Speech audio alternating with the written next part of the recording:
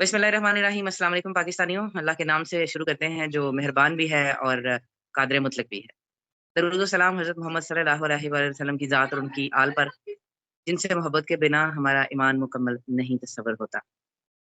हालात कुछ इस तरह से हैं कि बार-बार वाक़या करबला मुझे याद आता है और मैं समझ सकती हूँ कि मेरी ज़िंदगी में कम से कम ये पहला वाक़या है कि प्रैक्टिकली मुझे समझ आ रहा है कि हज़रत इमाम हुसैन रज़ी अल्लाह तआला अन्हु 72 साथियों समेत करबला में क्यों अकेले थे। सुना था, लेकिन आज बहुत शिद्दत से एहसास हो रहा है। सोशल मीडिया का दौर है, सोचा अपनी बात हम कर लें, शायद दिल का बोझ भी हल्का हो जाए। आजकल पाकिस्तानियों को दिल का बोझ हल्का करने की ज़रूरत भी बहुत है। अकेली नहीं हूँ, मेरे साथ मियाँ मोहम्मद इशफाक हैं, जर्नलिस्ट हैं, सहाफ़ी हैं और एक और तबका जो आजकल सख्तियाँ बर्दाश्त कर रहा है इस दौर में, तो वो मेरे साथ हैं, उनका तारुफ़ मैंने आपसे करवाया। अस्सलाम वालेकुम, कैसे हैं आप? वालेकुम अस्सलाम, आप सुनाएँ ज़रिए आप ठीक हैं? अ, अच्छा होता मैं कहती कि बिल्कुल ठीक हूँ, जहाँ तक है कि हम ज़िंदा हैं, खा रहे हैं, पी रहे हैं, साँस ले रहे हैं, तो मुसलमान इससे ठीक नहीं होते। मुसलमान हुँ, ठीक होते हैं जहाँ पे अल्लाह का निज़ाम कायम हो और मुसलमान की सेहत इसमें है ना कि वो 5 वक़्त नमाज़ पढ़े और हक़ और सच को अलहदा रखे। तो उस लिहाज़ से आपके हुँ, सामने हालात दुरुस्त कहा। लेकिन अब इस वक़्त जो हालात चल रहे हैं उन हालात में हम अपनी मर्ज़ी का सच तमाम तबक़ात जो हैं वो उसका इज़हार कर रहे हैं। अभी कुछ देर पहले सोशल मीडिया पर मैं 1-2 पोस्ट ऐसी देख रहा था जिससे लग ये रहा था कि इस वक़्त जो हमारे पीडीएम के दोस्त हैं वो बखूबी तमस्खर उड़ा रहे थे पाकिस्तान तहरीक-ए-इंसाफ के दोस्तों का। और थोड़ा-सा पीछे चले जाएँ, तो हमें लगता है कि ऐसी ही सिचुएशन का सामना पीडीएम के लोगों को था और पीटीआई वाले उस सिचुएशन में थे। तो बहरहाल ये बड़ा इंतहाई अफ़सोसनाक है कि हमारे जो सियासी कल्चर के अंदर जो माहौल चल रहा है, उसमें हम एक-दूसरे को स्पेस देने के लिए तैयार नहीं हैं, एक-दूसरे को कबूल करने के लिए तैयार नहीं हैं। हालात किस जानिब बढ़ेंगे, ये बड़ी मतलब एक वो मिलियन डॉलर क्वेश्चन है कि मतलब ठीक है, इमरान खान आउट, तहरीक-ए-इंसाफ खत्म। जैसे ख्वाजा आसिफ ने आज कहा है कि हुकूमत सोच रही है पाकिस्तान तहरीक-ए-इंसाफ को जो है वो बैन करने का। लेकिन मेरा सवाल ये है कि आप ये बैन कर दें, आप इमरान खान को मंज़र से हटा दें, तहरीक-ए-इंसाफ के कारकुनों को जेलों के अंदर भेज दें। लेकिन मैं बतौर एक पाकिस्तानी मैं ये पूछता हूँ कि मुझे बताएँ कि मेरे मुल्क को आप चला किस तरह रहे हैं? क्या चलाएँगे? क्या प्लान है आपके पास? तजर्बाकार आप पुराने हैं, लेकिन इस मुल्क को आगे कैसे लेके जाएँगे? इस बहस में भी हम नहीं पड़ते कि इस पिछले 75 सालों में क्या हुआ, किसका क्या किरदार था, किसने इस मुल्क को कितना लूटा, किसने इस मुल्क की सालमियत पे सौदेबाज़ी की, किसने इस मुल्क की खारजा पॉलिसी को जो है वो बेच दिया, किसने इस मुल्क की नज़रियाती असास को बेच दिया, किसने इस मुल्क की तबाही में क्या किरदार अदा किया, हम इस पे कोई बात नहीं करते। हम अपने होंठ सील लेते हैं, ज़ुबान बंद कर लेते हैं, लेकिन कोई हमें कम से कम ये बता दे कि आने वाले जो 5 साल हैं उन 5 सालों में इनका रोड मैप क्या है? तहरीक-ए-इंसाफ पर जिस तरह का इस वक़्त क्रैकडाउन जारी है, इससे मज़ीद आगे ले जाएँ, मज़ीद इनको अंदर दे दें, कोई हमें एतराज़ नहीं है, किसको कैद करते हैं, किसको छोड़ देते हैं, किसने प्रेस कॉन्फ्रेंस करके क्या अनाउंसमेंट की और किसके कहने पे पाकिस्तान तहरीक-ए-इंसाफ में भेजा गया था। हम ये कोई सवाल नहीं करते। हम सिर्फ़ ये सवाल करते हैं कि खुदा के लिए हमें ये बता दें कि क्या अ, मेरे मुल्क के जो अवाम हैं, उनके लिए भी कोई खैर का पहलू है या नहीं है? जिसका जी चाहता है सेहत कार्ड के ऊपर अपनी तस्वीर लगा ले, अवाम को सहूलत मिल रही है, कोई एतराज़ नहीं। आगे अब इमरान खान कहता है कि मैं दे रहा हूँ, इक़्तिदार में आया एजुकेशन कार्ड दे दूँगा। इनका बनता है कि उस इमरान खान को डालें जेल के अंदर, उनको जहाँ भेजें, लेकिन अवाम को कहें कि ये सेहत कार्ड की था, ये हमारा प्लान था, इसको इमरान खान ने अपने नाम लिया था, लें जी ये हम एजुकेशन कार्ड दे रहे हैं। उसपे नहीं, यहूदी एजेंटों ने मैं जी, जी। मेरी बात मैं आपकी थोड़ी-सी बात में जो है ना वो ऐड करती चलूँ कि ये सारी बातें भी छोड़ दें। अब सेहत कार्ड और एजुकेशन कार्ड, अगर किसी दिन मुझे मौका मिला किसी प्लेटफ़ॉर्म में तो मैं बात करूँगी कि इस तालीम के निज़ाम का मुझसे ज़्यादा बुरा केस विक्टिमाइज़्ड हुआ शायद पाकिस्तान में दूसरा नहीं होगा। ठीक है, मेरी सही है। ज़ात अपने-आप में केस है और फिर जब मेरे जैसा बंदा जो स्कॉलरली लेवल पे आके पढ़ रहा है, वो फिर जब लिखता है ना, तो फिर उसको वापस इस वतन अज़ीज़ में आने की इजाज़त नहीं दी जाती।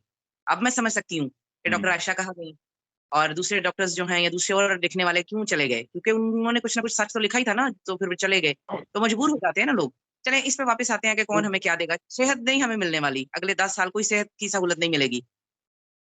मैं हुँ। कोई तजिया निगार नहीं, ठीक मैं है। जनरल हमें कोई तालीम नहीं नहीं, मिलने नहीं, वाली, सही है, सही है। लेकिन अब हमें रोटी भी नहीं मिलने वाली। ये बताएँ, अगर जुलाई में मैं समझती हूँ कि ठीक नहीं मिलेगी। ठीक है, सेहत भी गई, सियासत भी गई, पीडीएम आ जाए, पीडीएम ने या 50 साल हुकूमत करनी है इंशाल्लाह। रोटी नहीं मिलेगी, रोटी के बगैर कोई हुकूमत कैसे कायम रहेगी?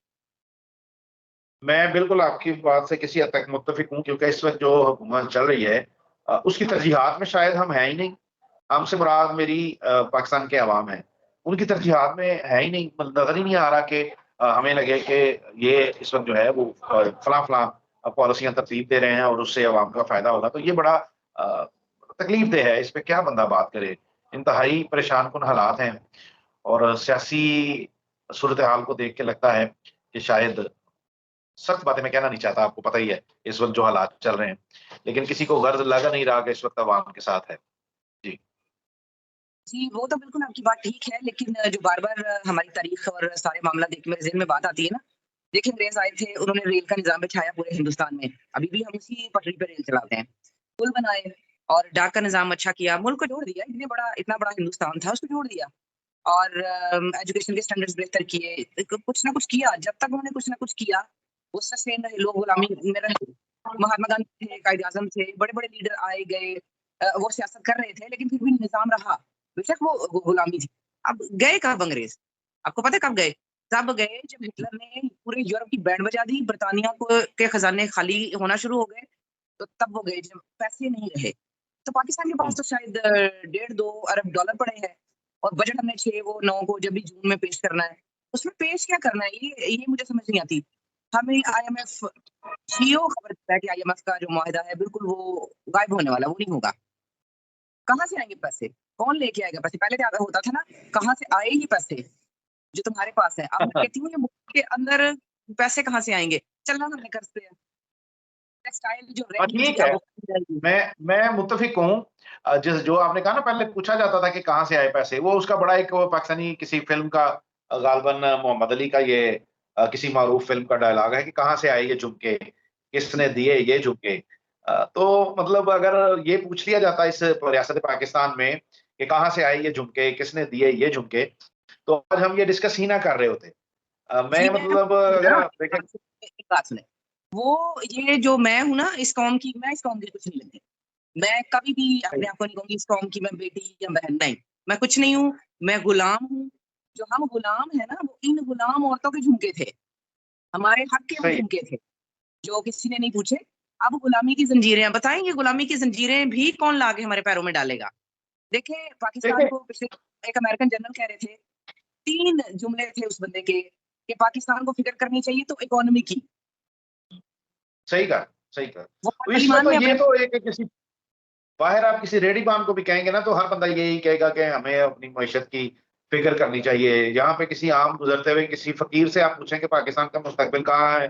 तो वो आपको बताएगा कि हमने चाइना की तरफ रुख कर लें, तो हमारा मुस्तकबिल संवर जाएगा। अगर किसी बच्चे से पूछें कि पाकिस्तान का मुस्तकबिल डैम में बनाने में है या नहीं है, वो आपको कहेगा कि डैम बनाएँ। सवाल ये है कि कौन-सी ताकतें हैं, जो डैम बनाने के रास्ते में रुकावटें खड़ी करती हैं? कौन-सी ताकतें हैं, जो चाइना के सीपैक पे काम करने से हमें रोकती हैं? कौन-सी ताकतें हैं जिन्होंने हमें पिछले ढाई 3 साल से रूस से तेल लेने से रोका हुआ है?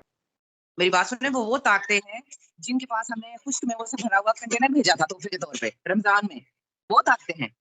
10 मिनट से ज़्यादा की सोशल मीडिया पे वीडियो ना लोग देखते नहीं हैं। तो मेरा ख़्याल है अब आप ही कमेंट सेक्शन में आके हमें बताइएगा कि हमें गुफ्तगू कितनी लंबी करनी चाहिए। आज चूँकि बेरब्त गुफ्तगू थी, उसकी रीज़न ये थी कि आज हम पहली दफ़ा रिकॉर्डिंग कर रहे थे और हमें यूँ वीडियो कॉल पे रिकॉर्डिंग का कोई एक्सपीरियंस भी नहीं था। तो बहरहाल हम बातचीत करते रहे हैं, ये आपने बताना है कि सही हुई या गलत। इसको हम भी खुद रिकॉर्डिंग के बाद चेक करेंगे। लेकिन ये मैं भी जैसी भी रिकॉर्डिंग होगी, अच्छी हाँ, होगी, बुरी होगी, ये हम अपलोड ज़रूर करेंगे। जी, ज़रिए देखिए आखिर ना में क्या कहना चाहेंगे? मैं ये इज़ाफ़ा करती चलूँ, ना सिर्फ़ गुफ्तगू बेरब्त थी, ख़यालात बेरब्त हैं।